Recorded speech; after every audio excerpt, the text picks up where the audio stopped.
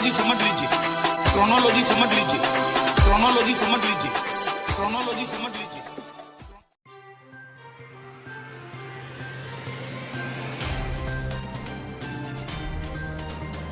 केंद्र सरकार वायरस के संक्रमण को फैलने से रोकने के लिए देश भर में लॉकडाउन को 31 मई तक बढ़ाने की घोषणा की है। यह लॉकडाउन का चौथा चरण होगा, यानी चौथा पार्ट होगा। लॉकडाउन के इस चौथे पार्ट के लिए गृह मंत्रालय ने नए दिशा निर्देश जारी किए हैं। इसके तहत 31 मई तक सभी घरेलू और अंतर्राष्ट्रीय उड़ान सेवाओं पर प्रतिबंध रहेगा। साथ ही मेट्रो रेल सेवा भी बंद रहेगी और रात 7 बजे से सुबह 7 बजे तक नाइट कर्फ्यू जारी रहेगा। सभी सार्वजनिक जगहों और दफ्तरों में मास्क को पहनना अनिवार्य यानी कंपलसरी कर दिया गया है। साथ ही सार्वजनिक जगहों और कार्यालयों में थूकने पर जुर्माना लगाया गया है।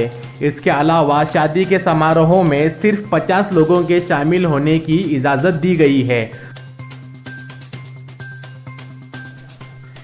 इसके अलावा गृह मंत्रालय द्वारा जारी दिशा निर्देशों में और क्या क्या प्रतिबंधित और क्या छूट रहेगी, आइए जानते हैं। देश में सिर्फ घरेलू एयर एम्बुलेंस सुरक्षा कारणों के लिए ही हवाई यात्रा की जा सकेगी या गृह मंत्रालय द्वारा इजाज़त मिलने के बाद हवाई यात्रा की जा सकेगी।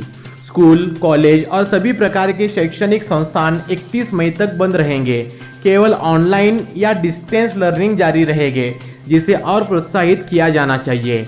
आवश्यक सेवाओं में लगे लोगों को या कहीं फंसे हुए लोगों को छोड़कर देश भर में सभी प्रकार के होटल, रेस्टोरेंट और दूसरे हॉस्पिटैलिटी सेवाएं बंद रहेंगी।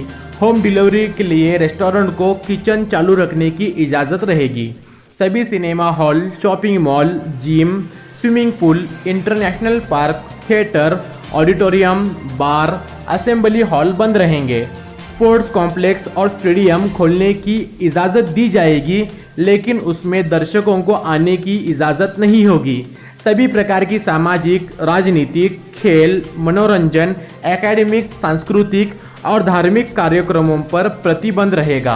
सभी प्रकार के धार्मिक स्थल बंद रहेंगे और धार्मिक जुटान पर या एक जगह लोग धार्मिक कार्यक्रम को आने पर प्रतिबंध रहेगा। अंतर्राज्यीय यात्री परिवहन 2 राज्यों के आपसी सहमति के बाद शुरू हो सकेगा। रेड, ऑरेंज, कंटेनमेंट और बफर जोन का कौन सा क्षेत्र होगा, इसका फैसला जिला प्रशासन करेगा।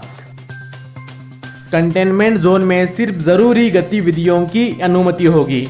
जरूरी सेवाओं में लगे लोगों को छोड़कर इस जोन से आने जाने के लिए लोगों को इजाज़त नहीं होगी।